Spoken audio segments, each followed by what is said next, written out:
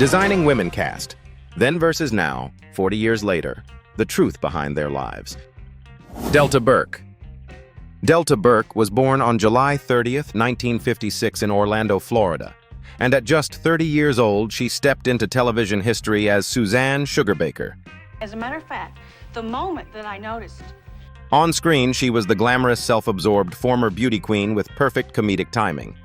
Off-screen, she quickly became the breakout star of Designing Women, dominating its first 5 seasons and earning back-to-back Emmy nominations in 1990 and 1991. But success came with a cost. As Suzanne's popularity soared, so did the scrutiny. Yeah, no, I was already doing first. Tabloids relentlessly targeted Burke's weight, turning her into a headline rather than an actress. Instead of staying silent, she pushed back, famously addressing body image directly within the show itself. Behind the scenes, tensions escalated.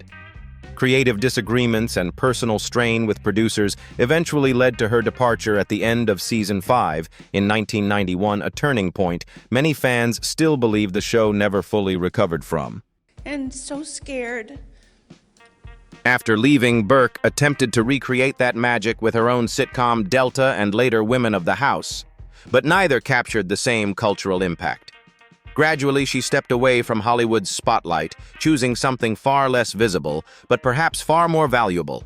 By 2026, Delta Burke is 69 years old with an estimated net worth of $8 million alongside her husband, Gerald McRaney. Her life today is quieter, more private, and intentionally removed from the pressures that once defined her career. Her story is not just about fame, it's about survival, reinvention, and ultimately choosing peace over applause. Jean Smart. Jean Smart was born on September 13, 1951 in Seattle, Washington, and unlike her co-stars, she wasn't Southern by background. Yet at 35, she brought Charlene Fraser Stillfield to life with such sincerity that audiences never questioned it.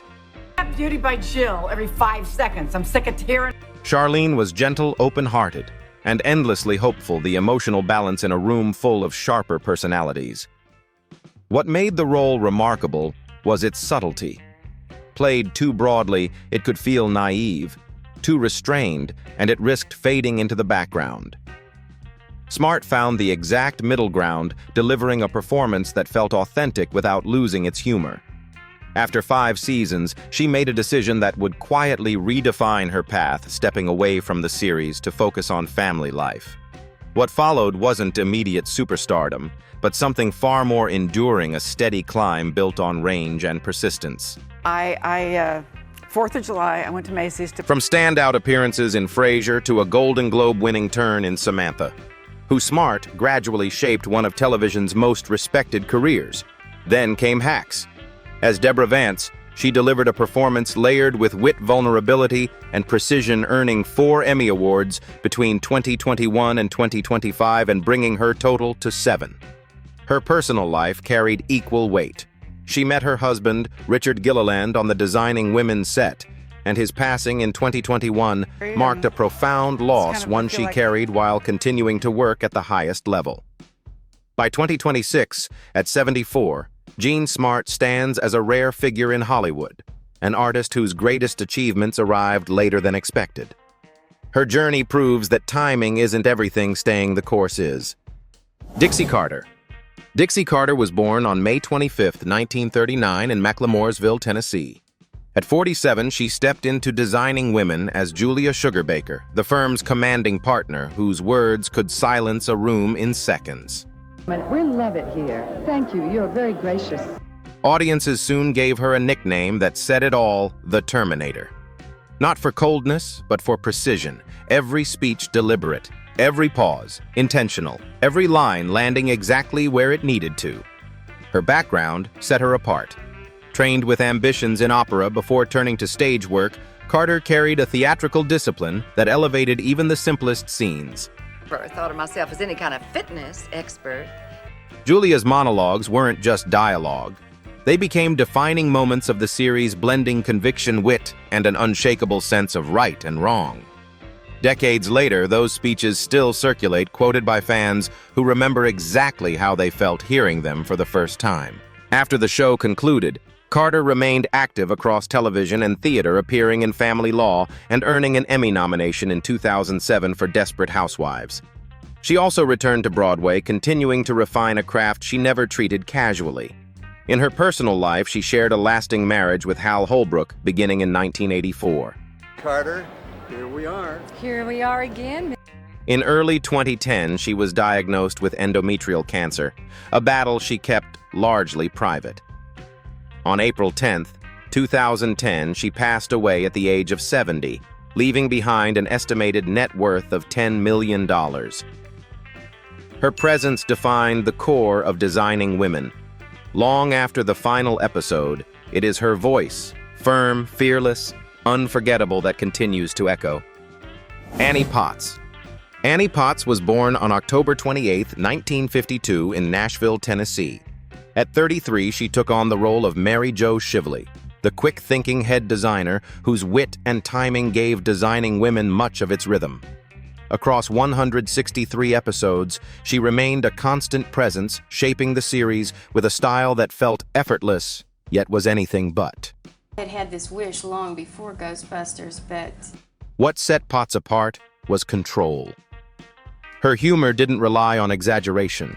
It came from precision, from knowing exactly when to deliver a line and when to hold back. That consistency made Mary Jo one of the most dependable characters throughout the show's entire run, anchoring scenes, even as cast dynamics shifted. she had been given away. Long before the series, Potts had already faced a life-altering challenge. In her early 20s, a devastating car accident left her with severe injuries, including compound fractures in both legs. Recovery demanded resilience, and that determination carried directly into her work. She built a career that extended far beyond a single role, appearing in films like Ghostbusters and Pretty in Pink. After Designing Women, she expanded into voice acting, becoming Bo Peep in the Toy Story franchise, a role recognized by generations of audiences. She also returned to her roots with appearances in Ghostbusters Afterlife 2021 and gained renewed popularity as Meemaw in Young Sheldon. This is a room full of fabulous people, and By 2026, at 73, Annie Potts holds an estimated net worth of $10 million. More importantly, she remains relevant, continuing to connect with viewers both old and new. Her journey reflects endurance, adaptability, and a rare ability to evolve without losing what made her memorable in the first place. Meshach Taylor. Meshach Taylor was born on April 11, 1947 in Boston, Massachusetts. At 39, he stepped into Designing Women as Anthony Bouvier, a delivery man with a complicated past who was originally intended for a single appearance. But something unexpected happened. To his wife, that's probably why he's here. Viewers connected instantly, and what was meant to be temporary became permanent. By season 3, Anthony was no longer a guest. He was essential. Taylor brought more than charm to the role. With a strong foundation in theater, including a Joseph Jefferson Award and national touring experience in Hair, he gave Anthony a grounded authenticity that elevated every scene he entered. His performance struck a balance between humor and humanity, earning him an Emmy nomination for Outstanding Supporting Actor in 1989. Huge fan of yours. I used to watch you all the time on Designing Women. When the series ended, Taylor continued building a diverse body of work. On Broadway, he took on the role of Lumiere in Beauty and the Beast, captivating live audiences with the same energy he brought to television. He later appeared in recurring roles on Dave's World and introduced himself to a younger generation through Ned's declassified school survival guide. His final on-screen appearance came in 2014 with Criminal Minds. On June 28, 2014, Meshach Taylor passed away at the age of 67 after battling colorectal cancer. His estimated net worth stood at $500,000. That has that particular kind of a name. My brother's name is... Anthony Bouvier was never supposed to stay, but he did. Not because the script demanded it, but because the audience refused to let him go. That kind of connection can't be written. It has to be earned. Jan Hooks. Jan Hooks was born on April 23, 1957 in Decatur, Georgia. At 33, she joined Designing Women during its 6th season as Carleen Fraser Dauber, the cousin brought in to help fill the absence left by a departing original cast member. It was a challenging moment for the series with shifting dynamics and an audience still adjusting to change. Hooks arrived with an impressive reputation already firmly established. From 1986 to 1991, she had been a standout performer on Saturday Night Live, earning acclaim for her remarkably precise impersonations of public figures like Nancy Reagan, Tammy Faye Bakker, and Hillary Clinton. Her comedic instincts were sharp, controlled, and deeply respected among her peers. Stepping into Designing Women at that stage required both confidence and adaptability. Rather than imitate what came before, Hooks carved out her own space, bringing a distinct energy that blended subtle humor with emotional awareness. Bill, you see, I taught Sunday school for about 7 years. She remained through the final season, contributing stability during a period when the show needed it most. Following the series, she continued working steadily across television, appearing in memorable guest roles on Seinfeld, 3rd Rock from the Sun, and later 30 Rock. While she never found a long-running leading vehicle, her presence consistently elevated the projects she joined. On October 9, 2014, Jan Hooks passed away at the age of 57 after a prolonged illness. Her estimated net worth was $1.5 million. Her time on Designing Women came during uncertainty, yet she delivered with professionalism and heart, proving that even in transition, meaningful contributions still shape a show's lasting legacy. Judith Ivey. Judith Ivey was born on September 4, 1951 in El Paso, Texas. At 41, she entered Designing Women during its 7th and final season as B.J. Poteet, a wealthy Texas widow who invested in the firm and stepped into a space already marked by change. Chance to look, what with Mad Max honking away and... Joining a long-running series at its closing chapter is never easy. Yet Ivey brought something the show urgently needed: experience, control, and quiet authority. By the time she arrived, her reputation was already firmly established on Broadway.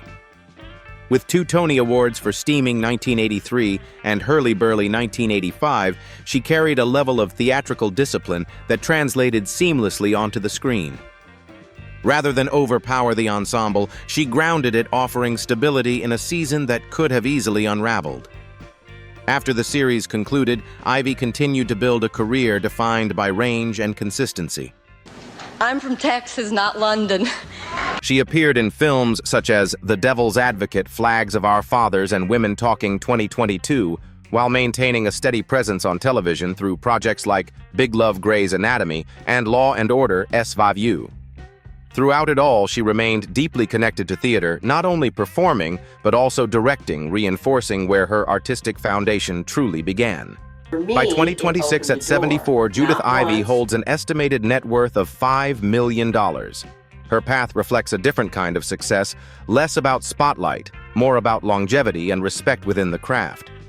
In the end, her contribution to Designing Women wasn't about reinvention. It was about reinforcement, helping the show stand tall in its final moments, guided by professionalism that continues to define her legacy decades later. Alice Ghostly.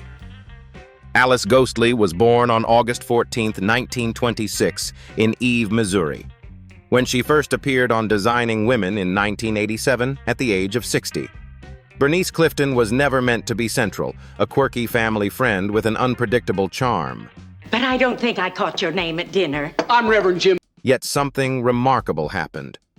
Viewers embraced her instantly, and what began as a small presence evolved into one of the most beloved figures across the entire series run. Ghostly's performance carried a unique quality, eccentric without being forced, gentle without losing comedic impact. Every line felt unexpected, every moment slightly offbeat in the best way. It was this authenticity that kept audiences engaged, turning Bernice into a recurring highlight from 1987 to 1993. Her work even earned an Emmy nomination in 1992, a testament to how deeply the character resonated.